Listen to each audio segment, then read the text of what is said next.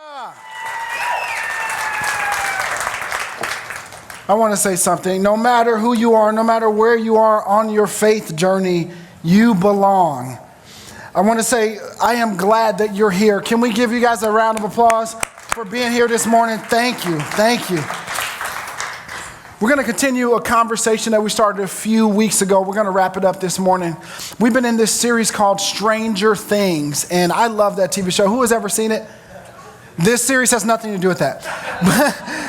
But it's just a great play on words because we've been going through some very strange Bible stories, and I've read a ton of them, even more than the 4 that we're going to talk about throughout this series. So many Bible stories are just strange. Like you read them and you go, God, what the?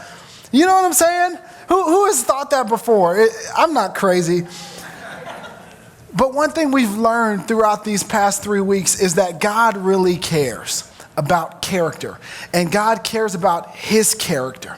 And although we don't understand every answer to why he does some of these strange things that we've read about, and even the one we're going to read today about, he does teach us some things through the story. And so there are lessons to be learned in some of these very strange stories. So 3 weeks ago, we learned this through the story of Achan's sin, right? That there was sin in the camp. And this guy, Achan, so this army of God, they go and they capture this city. And then God said, everything that you get from there, you offer up to me. You don't keep anything for yourself. And Achan decided to keep something for himself. And he buried it in his tent, under his tent. And God didn't like that. And he exposed that sin. And Achan died. And we learned that God really does care about character. We learned that God does not take lightly of hidden sin. Then the next week we read about this Tower of Babel and how they were building this huge giant tower so that they could reach God, hopefully, and they can touch God and they can be all the way to the heavens. And that they thought that anything that they could accomplish. And God said, no, you can't. As a matter of fact, I'm going to take down this tower. I'm going to confuse the languages. You guys are going to disperse because I do not take lightly pride. And then we learned last week, watched that video on Ananias and Sapphira. What happened in the early church is that at this point in time, God had told them, anything you sell, right, this land, this piece of land that you sell, you offer to the church. You give all the proceeds to the church so that everyone can benefit from this. And they said, you know what, we're going to take a piece for ourselves and we'll tell them that this is all we sold it for. And God says, no, I don't take lightly to hypocrisy. Pretending to be something that you're not. And God killed them too. And so we read these stories and go, well, why did God kill them? Or why did God let them die? Or why did God do it this way? And we don't have every answer. But we were learning some things that God was trying to teach us through those stories nonetheless. And today is another strange story. One unlike any one that we've read. We are going to read a story today where God chooses to burn down an entire city. Seems very strange to me. And I found myself asking God, why would you burn down the entire city? Everyone in the city died, and everything in the city died. God burnt it to the ground. Very strange. We don't know every reason why God did it, but God does reveal some things to us. Some of the things we're going to learn today. But one of the things we do learn is God cares about his character. And in a world where we don't have to look very far to see that God's character is under attack, God is still trying to reveal himself and his character to us. And he's going to do the same thing this morning. So let's get into the story. We're going to be in Genesis 19 today. Take out your outline, the tan piece of paper. We're going to be in Genesis 19. That's where the story is. But even before, we have to go a little bit before Genesis 18 and even a little bit before that to understand the why behind why Genesis 19 takes place. So God gave Father Abraham a promise, right? Father Abraham, who had many sons had Father Abraham. God had given Father Abraham a promise, and he says, Abraham, all that I am going to do through the world, all the children that I am going to give, all the people that I am going to save are basically going to be saved through you. I'm going to give you a bunch of kids, and a whole bunch of nations are going to start and be populated through you, Abraham. I'm going to give you all this land that you don't even know exists yet. It's going to be given to you and through you. And he'd given Abraham a promise that wasn't even going to be fulfilled for so much longer. So there was a blessing that was going to come through Abraham's life. God promised that. And Abraham had a nephew named Lot. And God had taken Abraham and Lot to this place where they were looking down. And God was going to give them all that. And Abraham, as good as he is, he let Lot, his nephew, have the first pick. And he says, Lot, look at all of this. You tell me what you want and I'll give it to you.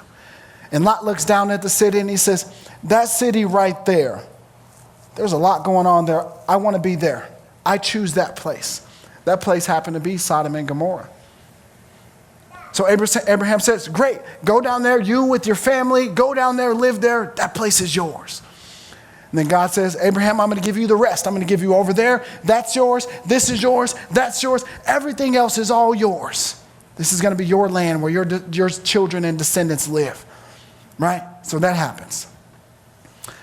Then in Genesis 18, the chapter before we get to the story, God says, hey, Abraham, I've been hearing about some things going on in Sodom and Gomorrah, and I'm not liking it. It's gotten really out of control. It's gotten really bad. These people do not do life with me. They don't give a rip about me. I'm no concern to the people there. They're doing whatever they want to do, whatever they feel like doing, whatever feels good, whatever they see. They're giving themselves to any and everything, and that is not okay, Abraham. So you know what I'm going to do, Abraham? I'm going to burn the city down. And Abraham, who remembers that his nephew lives there, and his nephew is probably righteous with his family, Abraham says, hey, God, how about this? If you find 50 righteous people there, would you please spare the city and not burn it to the ground? For the sake of the 50 righteous, would you please do that for me, God? And God says, okay, if I find 50 righteous people there, I'll spare the city. Abraham goes, what about 45? If you find 45 righteous people there, would you spare the city?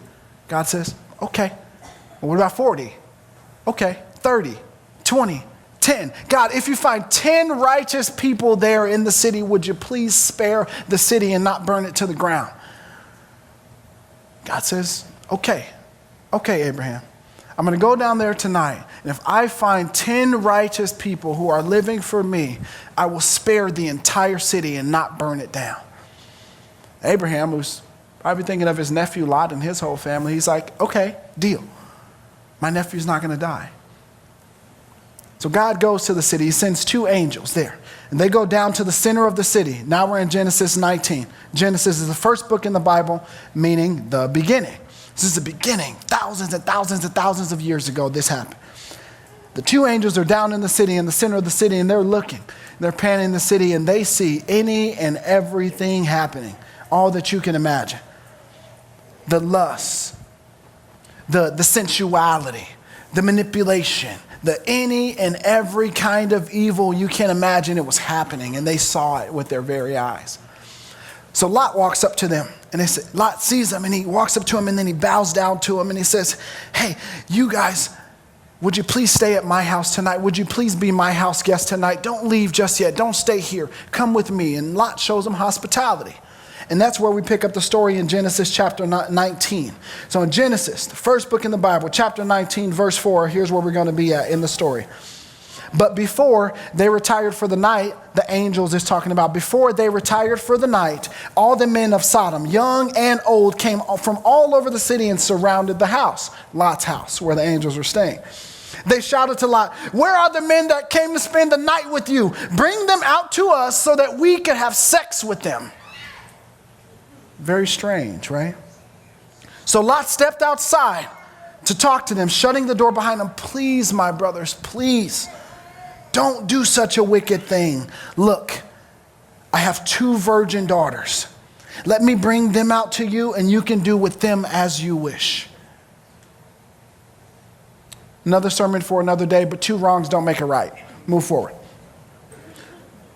Lot continues, but please leave these men alone, for they are my guests and under my protection. Stand back, they shouted. This fellow, talking about Lot, came to our town as an outsider. Remember, he wasn't born there. He chose to live there. This man came to our town as an outsider, and now he's acting like our judge. We'll treat you, Lot, far worse than those other men. And they lunge toward Lot to break down the door. So they start fighting. It's all happening right now. God intervenes. But the two angels reached out, pulled Lot into the house, and bolted the door. And they blinded all the men, young and old, who were at the door of the house. And so they gave up trying to get inside. Meanwhile, the angels questioned Lot, do you have any other relatives in this city? Get them out of this place. Your sons-in-law, your sons, daughters, or anyone else, for we are about to destroy this city completely. The outcry of this place is so great, it has reached the Lord, and he has sent us to destroy it. So Lot grabs his family, tells his wife, tells his daughters, tells his sons-in-law, come on, we gotta go. Continue. His daughters say okay, wife says okay. Continue with the story in verse 23, a few verses later. Lot reached the village just as the sun was rising over the horizon. Lot ran as far as he could. Genesis 19:23. Lot reached the village just as the sun was rising over the horizon. Do we not have that on the slide? There we go. Then the Lord rained down fire and burning sulfur from the sky on Sodom and Gomorrah. He utterly destroyed them, along with the villages of the plain, wiping out all the people and every bit of vegetation. God destroyed the city. But he was trying to teach us something. He was trying to teach us a few things. Take out your outline. I got 3 things we want to pick up from this story.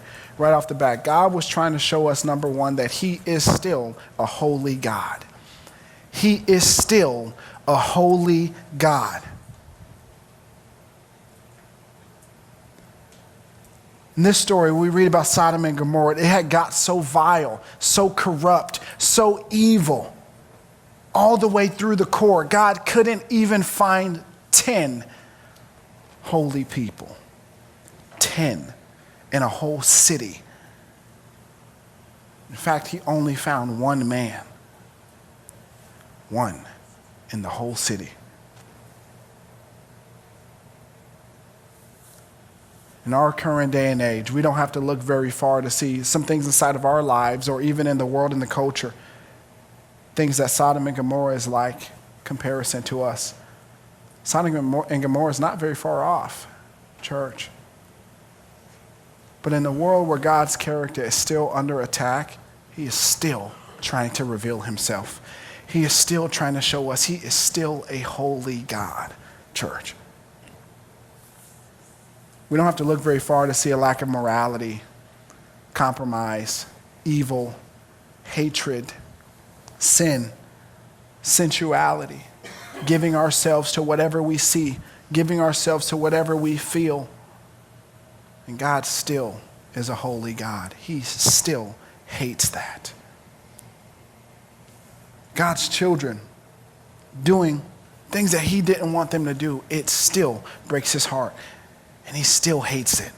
God is still a holy God. He still wants us to live the very best lives for our glory. We are here, a part of a plan, church. But he hates it when the things that we do cause damage to our lives and the things that we do cause damage to people we care about. But we do that sometimes, don't we? God still hates that because he is still a holy God. And he wants so much better for his people. But we also learn, number 2, in this story, he is still, number 2, a just God. He is still a just God. In this story, God said, I just can't take it anymore. And I'm not going to force people to do something that they don't want to do. These people want nothing to do with me. Fine. I'll give them what they ask for. Nothing to do with me. We have people that we love and care about that don't want anything to do with church and God. And we can't force their hand. And ultimately, God says, I'm going to give you what you asked for. You wanted life without me? You got it. We'll get it started a little bit earlier than you thought. And that day came for Sodom and Gomorrah a lot sooner than they probably thought. But God is trying to show us, I will go extremely far to teach people a lesson. I will go extremely far to reach people. This God who shows his justice also shows his mercy to Lot and his family. And it's because of what he did to Lot and his family in sparing them that we get to read this story thousands of years later, because of God's mercy. But he wants to paint an example and show us that he still is a just God, and he is not to be played with. And this didn't only happen thousands and thousands of years ago, but even in the New Testament, after Jesus, God says in the book of 1 John that everything in the world will pass away. This, what you read in Sodom and Gomorrah, will happen again. The earth will burn again. And he's also going to show mercy again.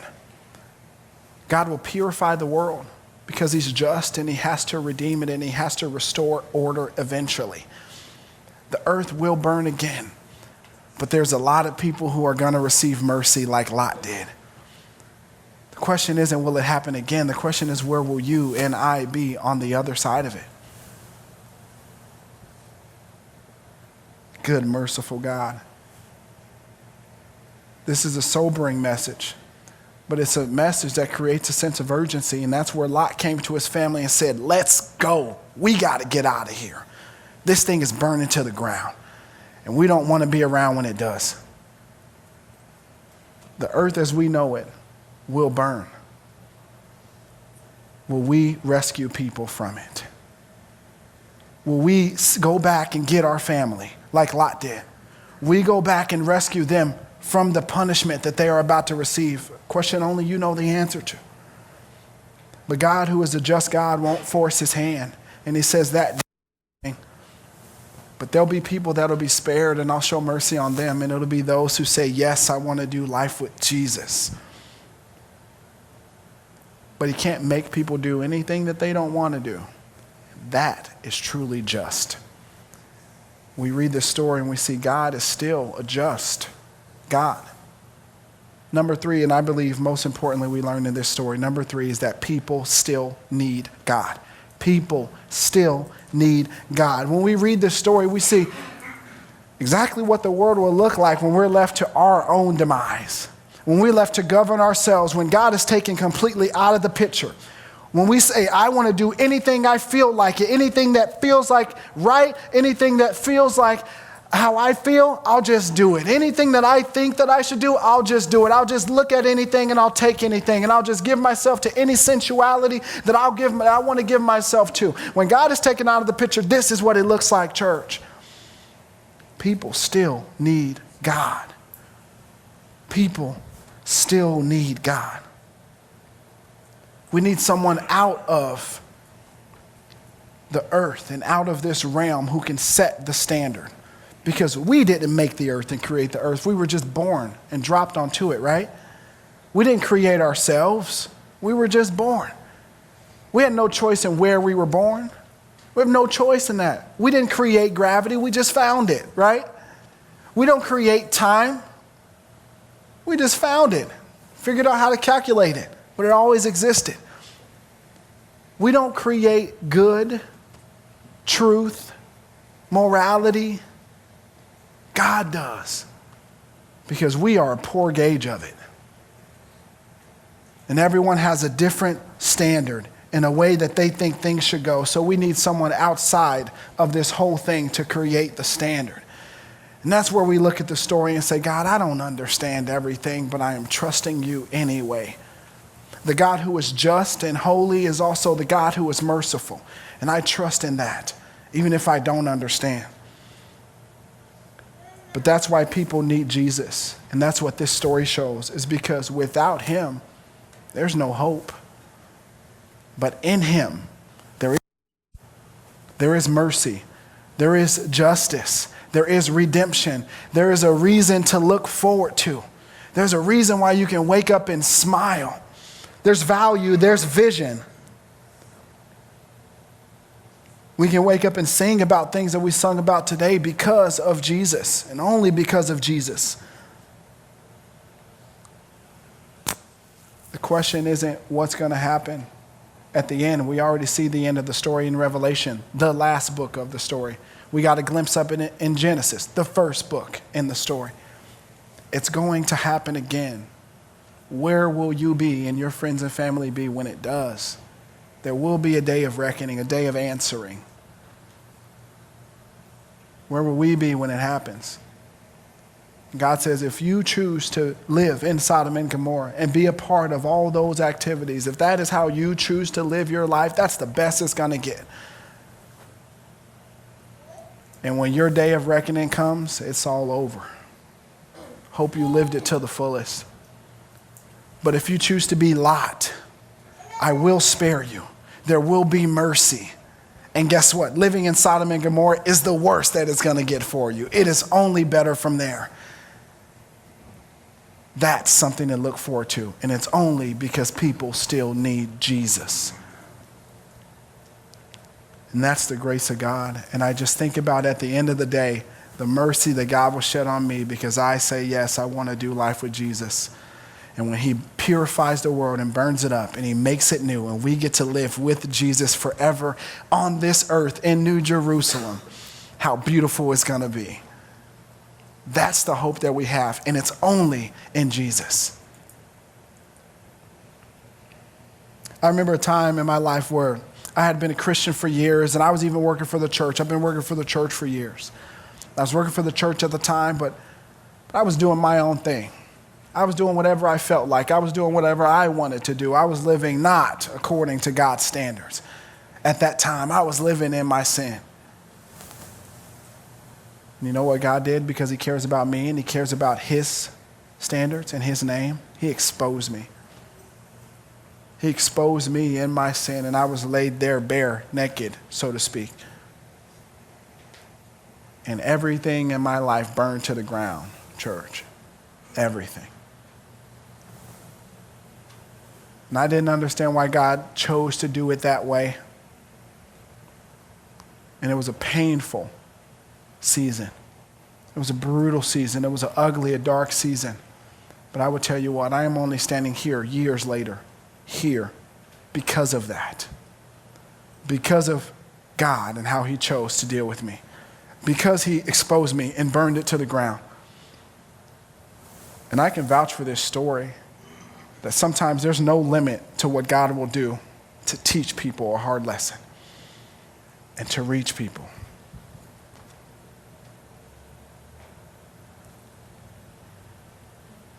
That leads us to our big idea.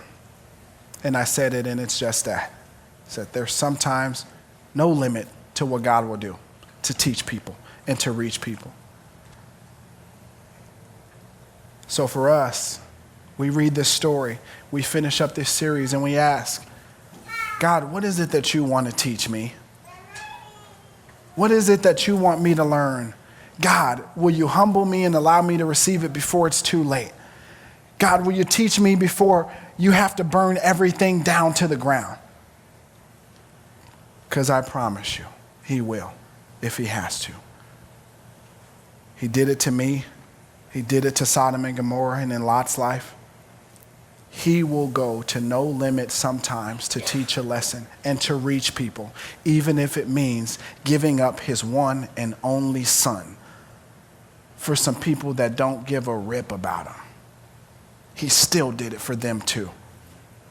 There's no limit sometimes to where God will go to reach people and to teach people.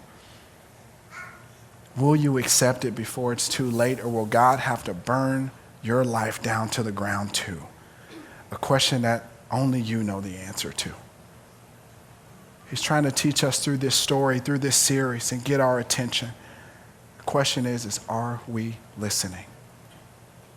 And are we willing to obey? He's got no limits, and sometimes we don't understand what he does sometimes, but I tell you what, he is still a holy God. He is still a just God. And we, people, still need Jesus, church. He cares about his character so much, and he cares about you and all of his children so much. And I pray that I and all of us would surrender every day, before it's too late. Will he have to burn it down to the ground again, church? Or will you hear him before it's too late? I pray that you would. Would you pray with me?